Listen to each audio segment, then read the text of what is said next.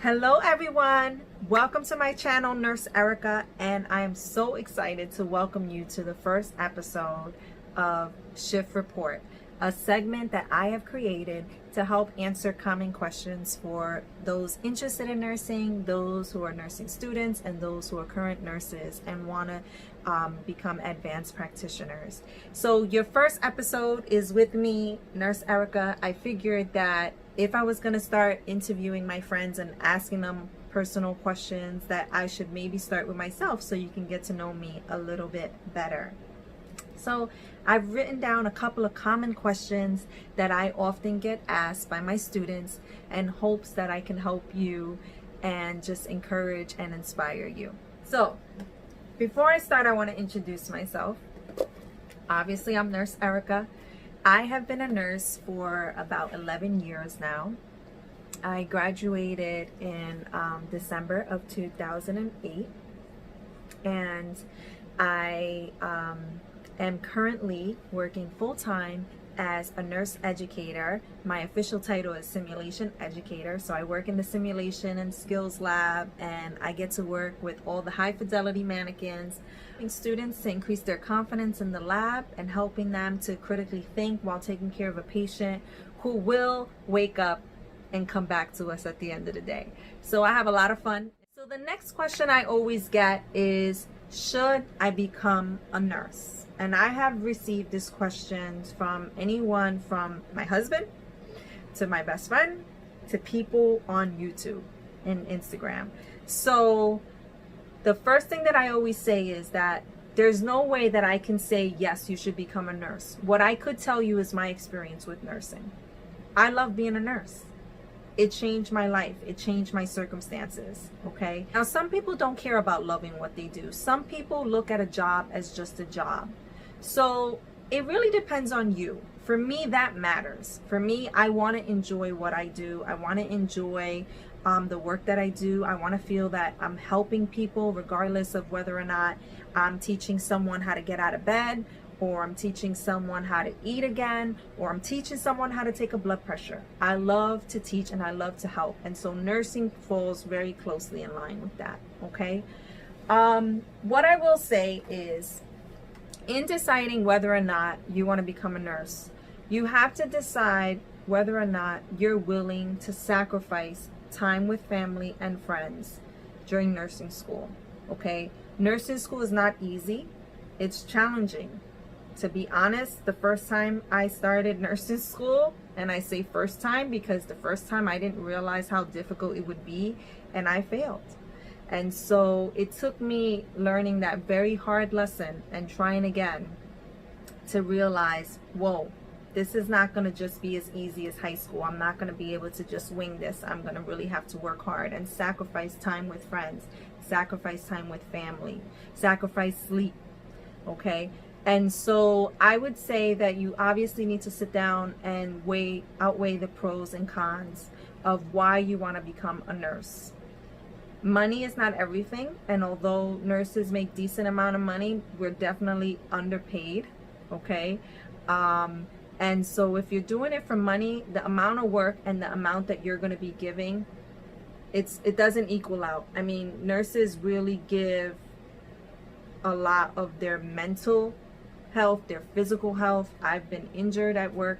I've come home really upset because of things that I've witnessed or experienced at work. For me, I love what I do regardless of those hard days, and so it is worth it. All the sacrifice that I've done up to this point has been worth it for me, but you have to decide if that's going to be enough for you. All right, next question. Am I too old to become a nurse? No! The answer is no, okay? Nursing is one of the greatest careers that really welcomes all walks of life, okay? We are so diverse in all different types of demographics. Want to talk about age, gender, okay? We are very diverse. And so, ethnicity, obviously. And so you are never too old to become a nurse. And in fact, I have had students who had a whole career retired with a pension from those careers and went back into nursing school and have gone on to have great careers in nursing. And so you're not too old.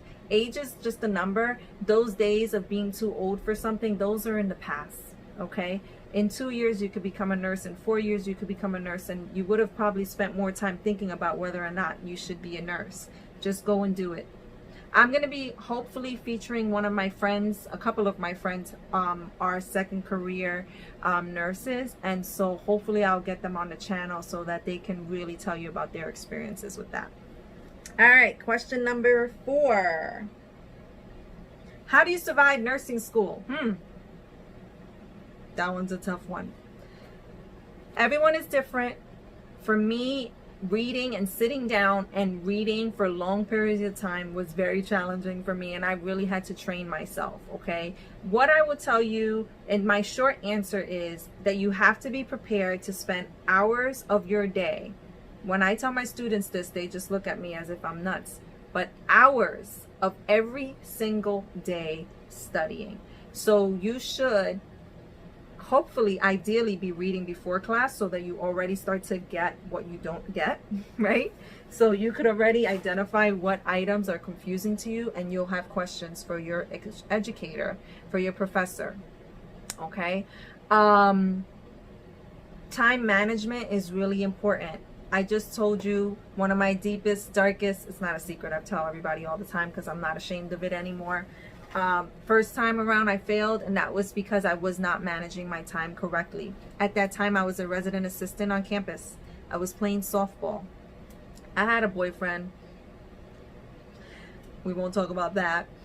And I was trying to be a college student, and on top of that I had 3 jobs. Okay, I was working to pay off school.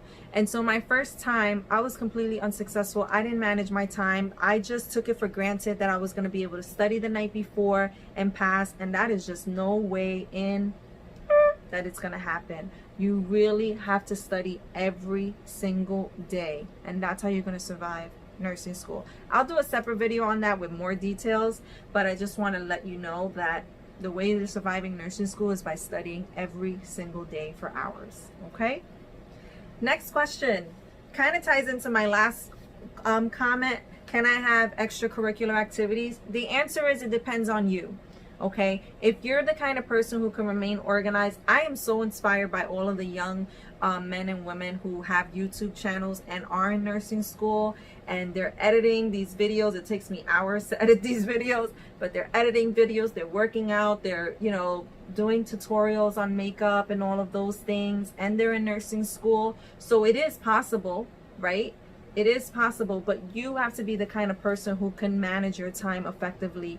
Be willing to, you know, give a lot of time to nursing, but it is really important to have extracurricular activities. One of the things that I tell my students all the time is you need to have ways of decompressing all of this anxiety and stress that you're experiencing on a regular basis. So it really depends on you. Next question. This is a long one. How was it finding a job?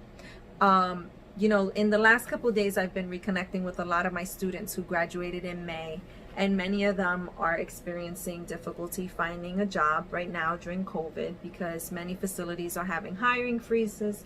And so I do think this question is important. I graduated in December 2008. It took about a month and a half for me to get my ATT number, and by the time I scheduled my exam, long story short, I was a registered nurse by April, and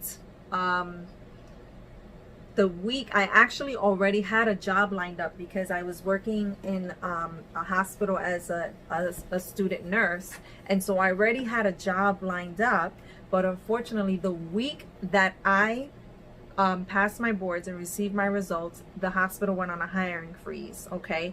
And so I called the nurse recruiter, and I was so excited to let her know, hey, I passed my boards, I'm officially an RN, when do I start orientation? And she told me the wonderful news that they were having a hiring freeze and it was indefinite.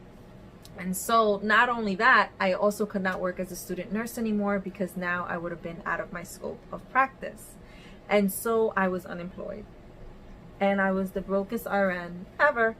for a while. Okay, it was really challenging. I applied everywhere. I applied to places upstate. I applied to places in the city. I applied to positions that I had no interest in, and it took forever. And I'll tell you this quick story. There was a Tuesday, there was an open house in one of the city hospitals, and I went in there and I was super excited, dressed the part, looking good, dressed to impress. The nurse recruiter calls me in after I'm waiting there for I don't know how long, probably over an hour, because it was an open house. And she opens my resume and application and she says, new grad. And there I go, yes. And she says, well, unfortunately, I have to let you know that it's going to be very difficult for you to find a job. No one is trying to hire new grads at this moment. Okay, so unless you know someone, it's going to be really difficult for you to find something. I walked out of that office feeling horrible, discouraged, disappointed, on the verge of depression.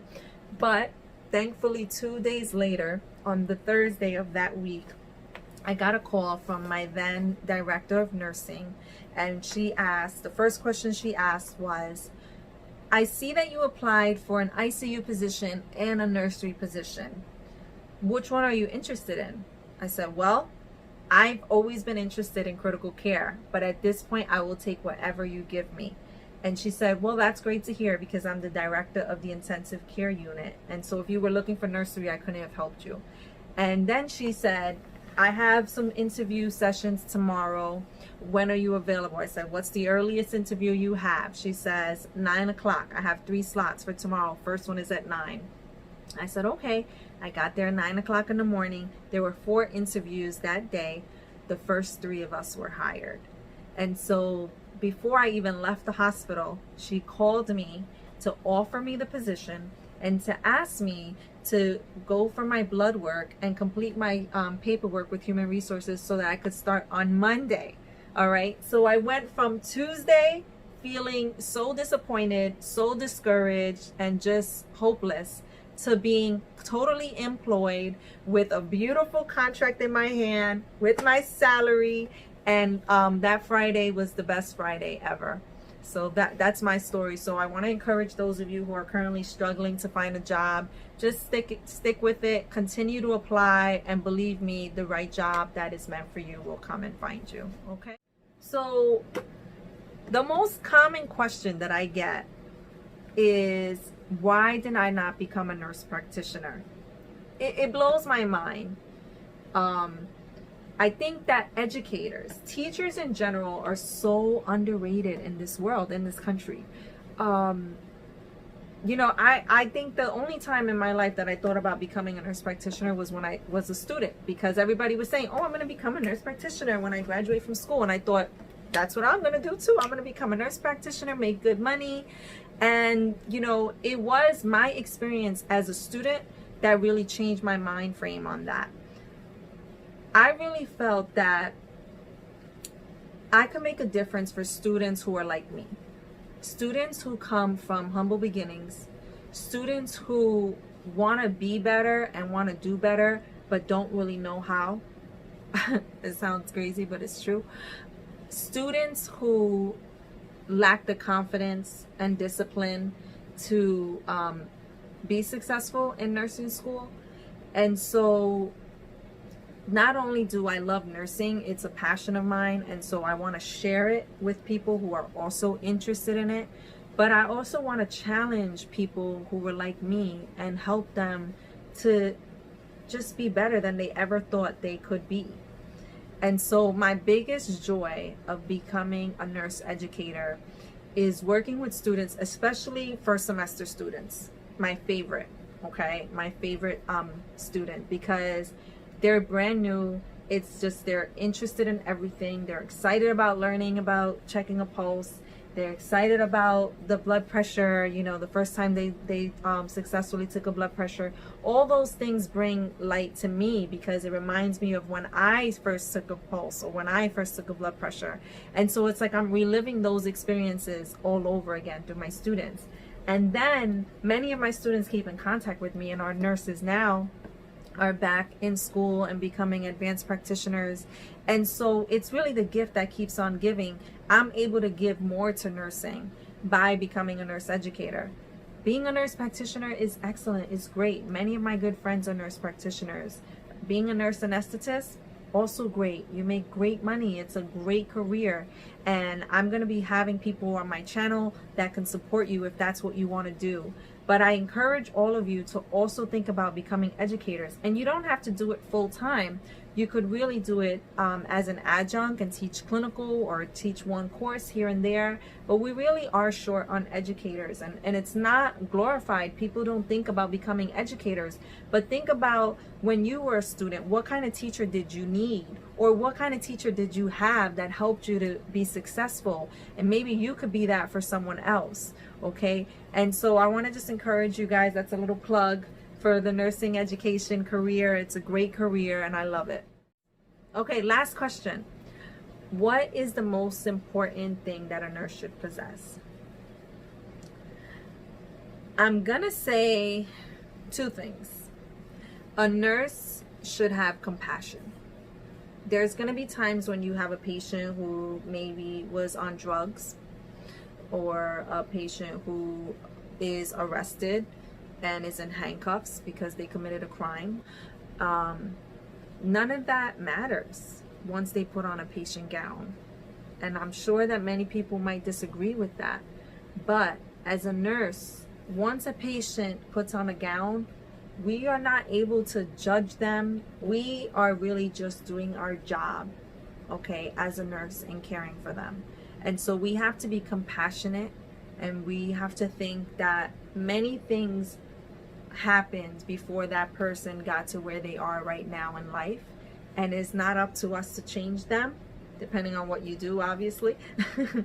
But it's up to us to show them compassion and to show them someone who still cares about them, who still is there for them regardless of all the challenges they might be facing.